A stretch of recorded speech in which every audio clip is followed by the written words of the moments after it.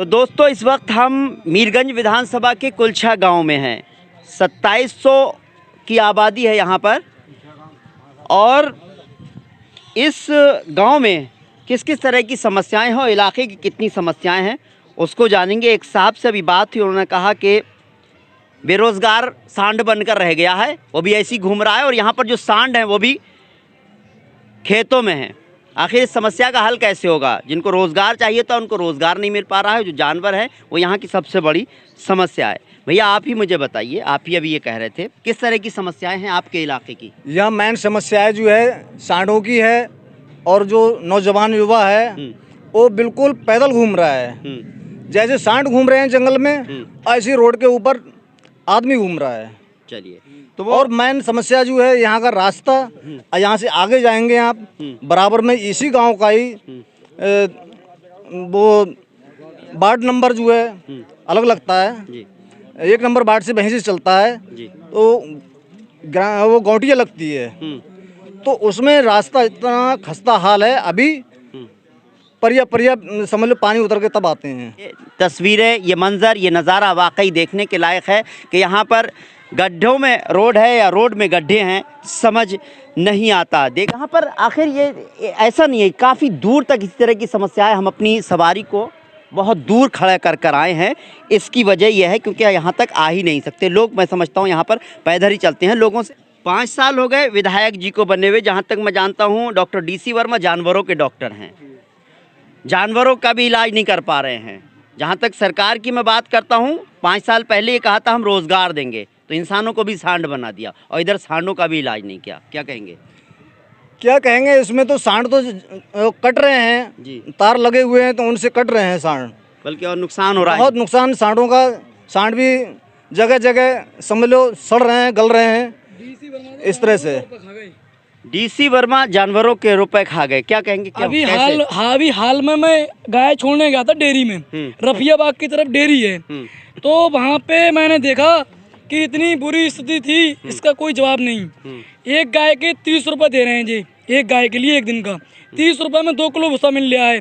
2 kilo भूसे में आप एक गाय कैसे भर जाएगी बताओ? आप वहाँ पे पशुपालन मतलब जो डेयरी बनी हुई है सरकार की तरफ से, वहाँ पे 1 करोड़ 20 लाख रुपए की लागत से वो डेयरी बनी हुई है। मैंने देखा 1 करोड़ 20 लाख रुपए की लागत से उस डेयरी का वो हुआ है वहाँ पे। तो वहाँ पे मात्र 40-50 लाख रुपए में समेट दिए DC वर्मा जी ने। गाँव गायों की इतनी बुरी हालत है, 1-2 गाय वहाँ मेरी नज़र में मर रही है। मेरे पास वीडियो भी है। कितनी गाय होंगी? चलिए वहाँ पे करीब 300 गाय होंगी वहाँ पे करीब। मैंने उनसे पूछा तो वो बता रहे थे मुझे कि यहाँ पे 285 गाय हैं और 250 गायों के लिए बनी हुई है वो। तो इतना भ्रष्टाचार करा है DC वर्मा ने यहाँ मीरगंज इलाके में। जनता उनसे बहुत ज़्यादा नाराज है, बहुत ज्यादा जनता नाराज है। रोजगार के नाम पे धप्पा है भाजपा सरकार। क्या रोजगार दिया है इसने? गरीब नौजवान हर आदमी परेशान है इससे, तो इससे वोट कैसे दे देगा लोग?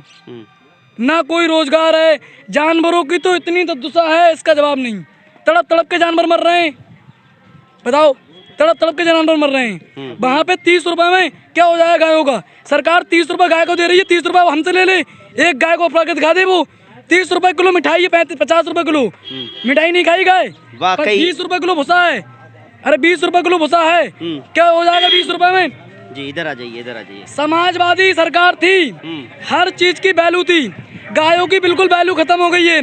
आने वाले समय में गाय खत्म हो जाएंगी, आने वाले समय में गाय खत्म हो जाएंगी। हमारे घर वालों ने भाजपा को वोट दिया था, हमारे घर वालों ने भाजपा को वोट दिया था, हमने भाजपा को वोट दिया। वोट देने के बाद में गाय की इतनी बुरी दुर्दशा है कि गाय बहुत बुरी, गौ माता जो कहते हैं उसे, गौ माता, गौ माता की इतनी बुरी दुर्दशा कर दी है इनने, इसका कोई जवाब नहीं। अब वो डेयरी के आप जाके देखना, उसकी वीडियो बनाना। 1 करोड़ 20 लाख रुपए में DC वर्मा ने 50 लाख रुपए नहीं लगाया वहाँ पे। इतनी बुरी व्यवस्था है। रफियाबाग जाना आप, गाय में छोड़ के आया था अपनी, एक बहुत बुरी व्यवस्था है वहाँ पे। खेतल है अपना, जैसे अपना ठिरिया खेतल है, 2-3 साइड डाल के वहाँ पशु साइड बनाए गए। अब एक बात बताओ, जब खेतों में वहाँ वारिंग नहीं लगाएंगे, आप दीवार नहीं बनाएंगे, पशु कैसे सुरक्षित रहेंगे? अब की बार और वहाँ खुले में बना रखा है। ऐसे ही आप जैसे कस्बे के अंदर है, अपने फतेहगंज कस्बे में पशु साइड बना है, मीरगंज कस्बे में बना है, आपने देखा, आप एक बार जाके देखे वहाँ पे। वाकई वो भी देखेंगे। और आपके पास तो बहुत ज्यादा मुझे लग रहा है सब पशुशाला की सबसे ज्यादा जो है नहीं, आपने मेरी को कोई परेशानी देखी है। है। चारा बहुत महंगा था। हमने सोचा गाय, सरकार ने करोड़ों रुपए खर्च करके गौशालाएं बनवाई हैं। हमने सोचा गौशाला में शिफ्ट कर दें इसे। वर्मा जी हमारे गांव में आए, बोले हमने गौशाला बनवाई है रफियाबाग में। हम वहाँ पे गए, हमने जब वहाँ की स्थिति देखी, इतनी बुरी स्थिति थी, तो एक मन तो करा कि गाय को ले चलो, पर लाने से झगड़ा होता गाँव में ढीलेंगे, तो हम तो उसे वहीं ढीले आए। पर बहुत ही बुरी स्थिति थी वहाँ की। चलिए और इस बार समाजवादी को लोग वोट दे रहे हैं, सपोर्ट कर रहे हैं, और समाजवादी सरकार पूरे बहुमत से आ रही है 300 प्लस। चलिए हम गांव पिछली बार के बीजेपी को वोट देके बहुत ही पछता रहे चलिए हैं घर वाले। और लोगों से भी बात कर लेते हैं हम।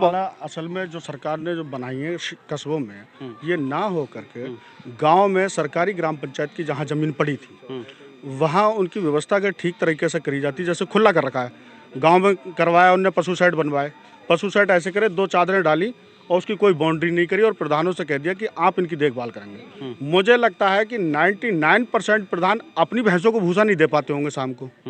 गांव की भूसा इनको कहाँ से भूसा दे देंगे?